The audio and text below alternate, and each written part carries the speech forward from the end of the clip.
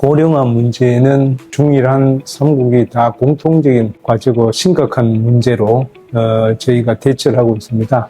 그래서 삼국 보건장관회의도 매년 개최해서 서로 상호 협의를 하고 있고, 또 중일한 삼국협력사무국은 이제 유엔하고도 같이 이 고령화 문제에 대해서 포럼도 같이 개최하고 대처를 하고 있습니다.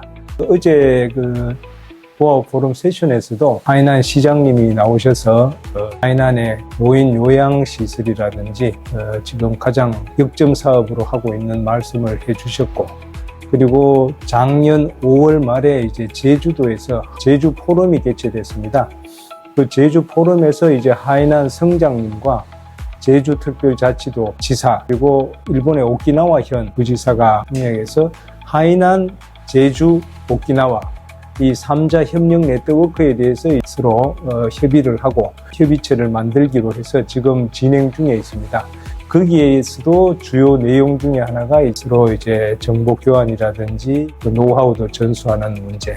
이런 부분은 꼭 이제 정부 간뿐만 아니라 지방 정부 간에서도 서로 협의를 해나가야 되고, 특히 하이난은 거기에서 가장 중심적인 역할을 할 수 있을 것으로 저희는 생각을 합니다. 한국, 일본도 하이난과 이 부분에 있어서 계속 긴밀히 협의하고 협조해 나가기를 희망합니다. 하이난은 사실 전작부터 이제 중국의 경제 특구, 대외 개방을 위한 자유무역 특구로 지정이 돼서 발전을 하고 있고, 하이난이 중국에 있어서 대외적인 특구고 교두보 이런 창구 역할을 하는 이런 부분뿐만 아니라 중국, 한국, 일본, 동북아시아가 동남아시아, 인도양과 중동, 아프리카, 유럽으로 나가기 위한 하나의 관문이고 가장 전략적인 요충 지역입니다. 사실은 이런 대외적인 관문이고 전략적 요충은 역사적으로 보면 항상 번성을 해왔습니다.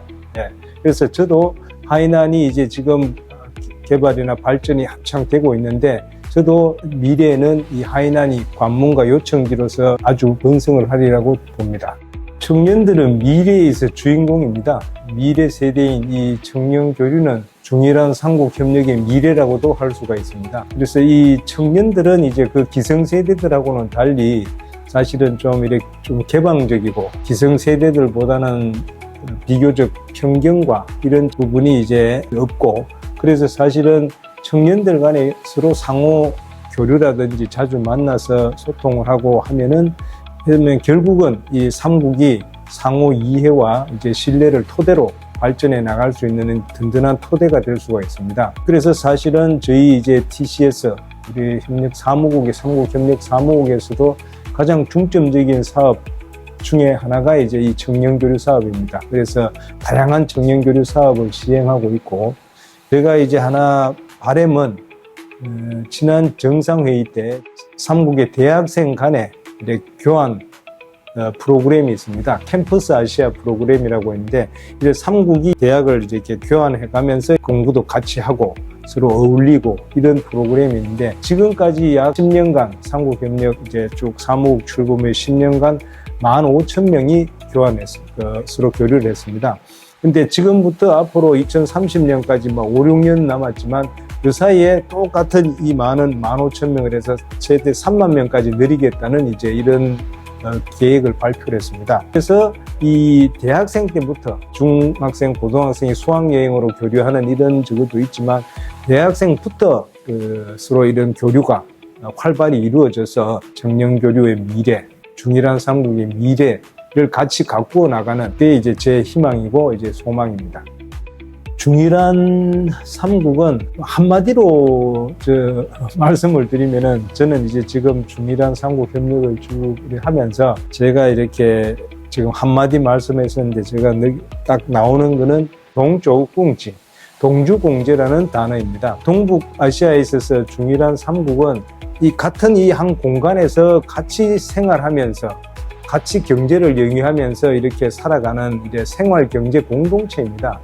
이건 이제 한국말로 말하면은 식구, 패밀리죠. 가족, 한 가족이라는 건 결국 문명 공동체라는 의미입니다. 그래서 결국은 동조공지 의미로 보면은 사실은 같은 문명 공동체로서 그런 인식을 갖고, 중일한이 같은 가족이란 식구라는 이런 개념을 인식하면서 같이 협력을 해나가야 된다.